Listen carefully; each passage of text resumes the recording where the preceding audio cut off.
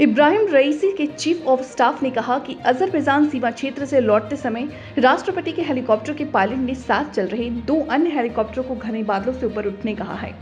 इसके साथ कुछ सेकंड बाद ही ईरान के राष्ट्रपति इब्राहिम रईसी को ले जा रहा हेलीकॉप्टर गायब हो गया। गोलाम हुसैन इस्माइली के साथ चल रहे अन्य हेलीकॉप्टरों में से एक में यात्रा कर रहे थे। इब्राहिम रईसी के चीफ ऑफ स्टाफ ने कहा कि अजरबैजान सीमा क्षेत्र से लौटते समय राष्ट्रपति के हेलीकॉप्टर के पायलट के साथ चल रहे 2 अन्य हेलीकॉप्टरों को घने बादलों से ऊपर उठने कहा था। इसके कुछ सेकंड बाद ही ईरान के राष्ट्रपति इब्राहिम रईसी को ले जा रहा हेलीकॉप्टर गायब हो गया।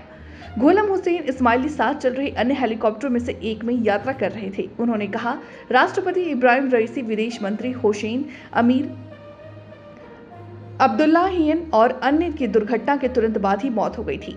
लेकिन पूर्वी अजरबैजान प्रतिनिधि मोहम्मद अली आले हाशिम कुछ घंटे तक जीवित रहे। आले हाशिम भी थे जिनसे संपर्क हुआ था और दुर्घटना की सूचना मिली थी। हालांकि उनकी हालत ठीक नहीं। इस्माइली ने Islamic Republic of Iran News Network के साथ बातचीत में ये जानकारी दी। कहा कि हेलीकॉप्टर ने उड़ान भरी थी, उस समय मौसम ठीक था, लेकिन लगभग 45 मिनट के बाद राष्ट्रपति रईसी के हेलीकॉप्टर के पायलट ने कहा कि वो घने बादलों से बचने के लिए ऊंचाई बढ़ाएंगे। साथ चल रहे दोनों हेलीकॉप्टरों को भी ऐसा करने का निर्देश दिया। एक बार जब दोनों हेलीकॉप्टर ऊंचाई पर जाने लगे तो राष्ट्रपति का हेलीकॉप्टर ओझल हो गया।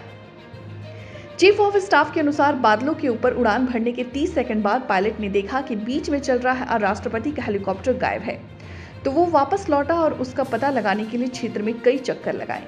हालांकि खराब दृश्यता के कारण अंत में अपना प्रयास छोड़ना पड़ा। उन्होंने रेडियो के माध्यम से राष्ट्रपति के हेलीकॉप्टर से संपर्क करने के कई प्रयास किए और आले हाशिम तक पहुंचने में सफल रहे। उपराष्ट्रपति जगदीप धनखड़ इब्राहिम रईसी की अंत्येष्टि में शामिल हुए। उन्होंने बुधवार को रईसी को श्रद्धांजलि दी। दिवंगत नेता को अंतिम विदाई देने के लिए देश के सर्वोच्च नेता अयातुल्ला अली खामेनेई के साथ ही 10 राष्ट्राध्यक्ष मंत्रियों के नेतृत्व में 30 प्रतिनिधिमंडल मौजूद थे। रईसी के अंतिम संस्कार में लाखों लोग शामिल हुए। उपराष्ट्रपति ने ईरान के कार्यवाहक राष्ट्रपति मोहम्मद मोखबर से मुलाकात की।